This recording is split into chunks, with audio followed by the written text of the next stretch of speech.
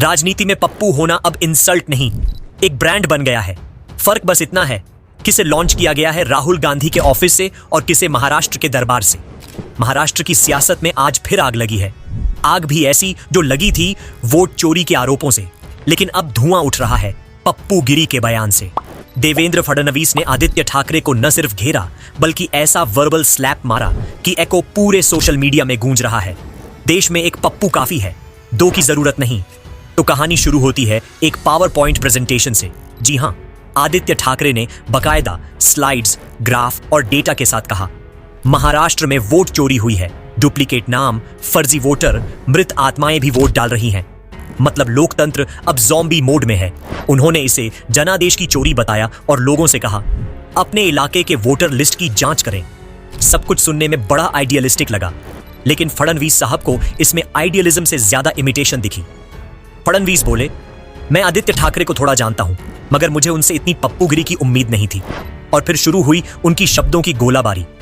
यह तो राहुल गांधी की जीरोक्स कॉपी है। बड़ी स्क्रीन लगाई, आगे पीछे टहले, और नतीजा खोदा पहाड़, निकला न चूहा न इंस्पिरेशन। इतना ही नहीं, फडणवीस ने व्यंग्य की तलवार को थोड़ा और तेज करते हुए कहा, यह कोई इन्वेस्टिगेशन नहीं, यह कवर फायरिंग है। आदित्य ठाकरे को पता है कि जनता साथ नहीं है, तो अब बहाना चाहिए ताकि हारने के बाद कह सकें, देखो सिस्टम ने हराया।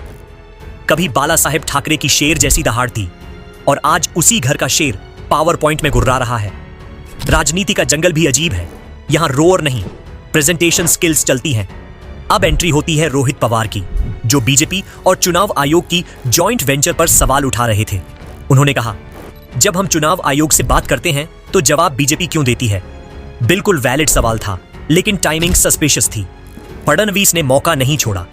एक पप्पू काफी था, दूसरा भी ऑडिशन दे रहा है। और इस तरह महाराष्ट्र की राजनीति में दो नए किरदार घोषित हुए, महाराष्ट्र का पप्पू और पप्पू पार्ट 2। राजनीति अब पांडवों का युद्ध नहीं, यह अब कॉमेडी सेंट्रल है। बस ऑडियंस हम हैं।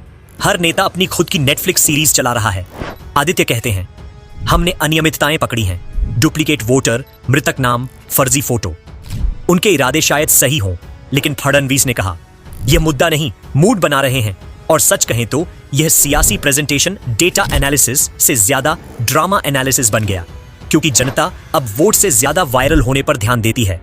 सोशल मीडिया पर मीम्स की बरसात शुरू हो चुकी है। किसी ने लिखा, पप्पू नंबर 1 दिल्ली से, पप्पू नंबर 2 महाराष्ट्र से, अब बस तीसरा चाहिए बंगाल से, ताकि ट्रायो कंप्लीट हो जाए। लेकिन सवाल अब यह नहीं कि पप्पू कौन है, सवाल यह है कि क्या हमारी राजनीति इतनी शैलो हो गई है कि मुद्दे गायब हैं और निकनेम्स हेडलाइन बन रहे हैं। कभी किसानों की बात थी, कभी नौजवानों की। आज चर्चा है किसने किसे पप्पू कहा। और यह सियासत भी अजीब है, जहां तर्क खत्म होता है वहां ट्रोलिंग शुरू हो जाती है। बाला साहेब ठाकरे कहा करते थे, राजनीति में डर नहीं, दम चाहिए। मगर अब उनके वारिस पीपीटी और प्रोजेक्टर के सहारे राजनीति कर रहे हैं। वो जमाना गया जब नेता दहाड़ते थे, अब नेता स्लाइड बदलते हैं। तो अब सवाल आपसे, क्या आपको लगता है कि फडणवीस का यह बयान सिर्फ टॉन्ट था, या ये एक पॉलिटिकल अलार्म है आदित्य ठाकरे के लिए? क्या सच में आदित्य ठाकरे अब राहुल गांधी की राह पर चल पड़े हैं, या फडणवीस की जुबान थोड़ी ज्यादा तीखी हो गई है? अपनी राय नीचे कमेंट बॉक्स में जरूर बताइए, क्योंकि आपकी राय ही तय करेगी पप्पू कौन और पॉलिटिक्स का परफॉर्मर कौन। और हां, अगर आप चाहते हैं कि महाराष्ट्र की राजनीति का हर ट्विस्ट और टर्निंग पॉइंट सबसे पहले आपको मिले, तो वीडियो को लाइक करें, शेयर करें और चैनल को सब्सक्राइब करना न भूलें। कुछ नेता बोलते हैं, कुछ गरजते हैं, लेकिन अमित शाह, वो बस मुस्कुराते हैं और पूरी राजनीति को निगल जाते हैं। मुंबई की राजनीति का मौसम अचानक बदल गया है। कहीं बिजली गरज रही है, कहीं सन्नाटा पसरा है। और इस सन्नाटे में सबसे ऊंची आवाज थी उद्धव ठाकरे की। उन्होंने स्टेज पर खड़े होकर बोल दिया, एक एनाकोंडा आया है जो महाराष्ट्र को निगल जाएगा। लोगों ने तालियां बजाईं, भीड़ ने शोर मचाया, लेकिन क्या पता था कि ये एक बयान नहीं, एक डर का बीज बो दिया गया है। शाम तक उद्धव ठाकरे मंच पर शेर बनकर दहाड़ रहे थे, और अगली सुबह मातोश्री की चार दीवारी के अंदर वही शेर डर से कांप रहा था। करीबियों को बुलाकर बोले, यार थोड़ा ज्यादा बोल गया क्या? किसी ने चाय रखी, किसी ने कंधा थाम लिया, पर सबके चेहरों पर एक ही सवाल था, क्या अमित शाह सच में जवाब देंगे? क्योंकि सब जानते हैं अमित शाह बोलते कम हैं, लेकिन जब चलते हैं तो सामने वाले की पार्टी ही डूब जाती है। बोलने वाले बोल गए। अब बारी थी शाह की खामोशी की, और वो खामोशी किसी तूफान से पहले की शांति जैसी थी। ना कोई बयान, ना कोई ट्वीट, बस एक मुस्कान, एक रहस्यमयी चुप्पी। दिल्ली से लेकर मुंबई तक हवा में कानाफूसी चलने लगी। शाह खामोश हैं, यानी कुछ बड़ा पक रहा है, और ठाकरे कैंप में अफरा तफरी मच गई। रात रात भर मीटिंग, सलाह मशविरा, कहीं कोई फोन काट रहा है, कहीं कोई नेटवर्क नहीं आ रहा, कहकर भाग रहा है। 24 घंटे बाद ठाकरे ने वही बोला जो किसी ने सोचा भी नहीं था। शायद मुझसे गलती हो गई। क्या कहा? जिसने अमित शाह को एनाकोंडा कहकर पूरा देश हिला दिया था, वही अब अपनी ही बात से पलट गया। सूत्रों के मुताबिक मातोश्री में उन्होंने साफ कहा, हमें राजनीति में उनके जैसे नहीं बनना चाहिए।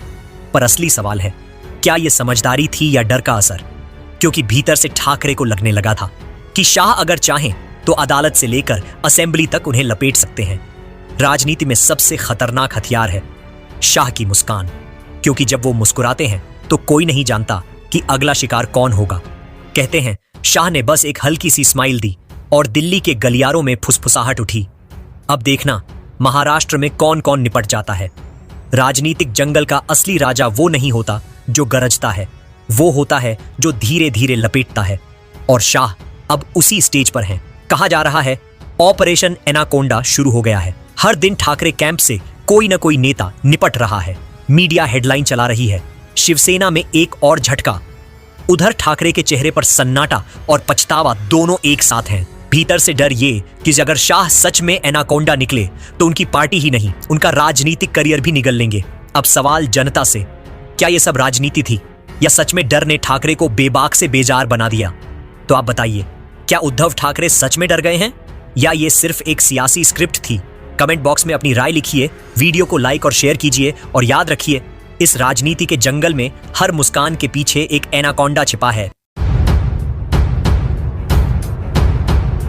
क्या आप तैयार हैं एक ऐसे राजनीतिक ड्रामा के लिए जो बॉलीवुड की स्क्रिप्ट को भी पीछे छोड़ दे?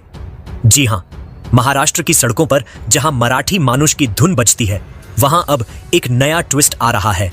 आदित्य ठाकरे, वो युवा चेहरा जो शिवसेना के सिंहासन का वारिस माना जाता है, क्या अब अपना ही ताज फेंकने की तैयारी में है?